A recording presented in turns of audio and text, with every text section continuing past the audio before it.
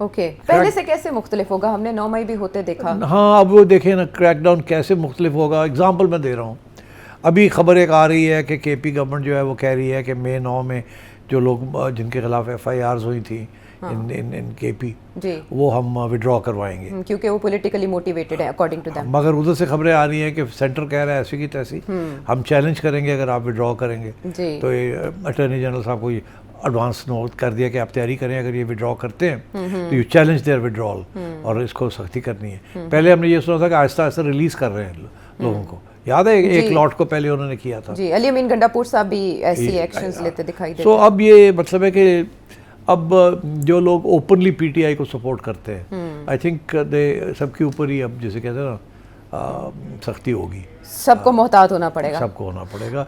And वो सही है, वो कह रहे थे कि खौफ, the element of fear will be very predominant. ये कल आपने कहा, हाँ, इन अ वे सजेस्ट किया। जैसे साहब, मेरा यहाँ पर एक सवाल है कि जैसे कि फैसल वाउडा साहब कह रहे हैं कि पीर से एक्शन शुरू हो जाएगा, और हमने देखा कि उसकी हमें कड़ियाँ अभी से नज़र आना शुरू हो गई।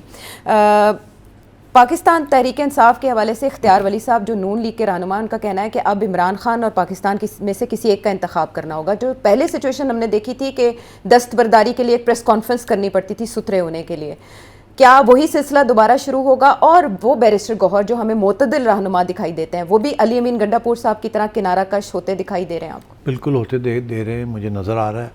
मुझे एक बात की समझ नहीं आ रही कि एक तरफ तो ये जो रीज़नेबल रिस्पॉन्सिबल लीडर्स हैं इनके, लाइक ये हो गए 3-4 और ऐसे लोग हैं, उनको तो किनारा कशी हो रही है उनकी। गंडापुर साहब जी खामोश से शुरू होकर वो बातें बहुत करते थे, मगर एक्चुअली रीजनेबल था जब बातें नेगोशिएशन में आते थे। अब देखना ये है कि राजा साहब इज़ अ लॉयर, उनकी जो ट्रेनिंग है वो बड़ी लीगलिस्टिक किस्म की ट्रेनिंग है। उनके लिए पॉलिटिकल हार्ड लाइन लेना वो लेते तो हैं हमेशा, बट उनका एक मौक़िफ़ है, एक कॉन्टेक्स्ट है, कॉन्स्टिट्यूशनल लॉ, तो उसकी मगर ये बात तो उधर से बाहर निकल गई है जी।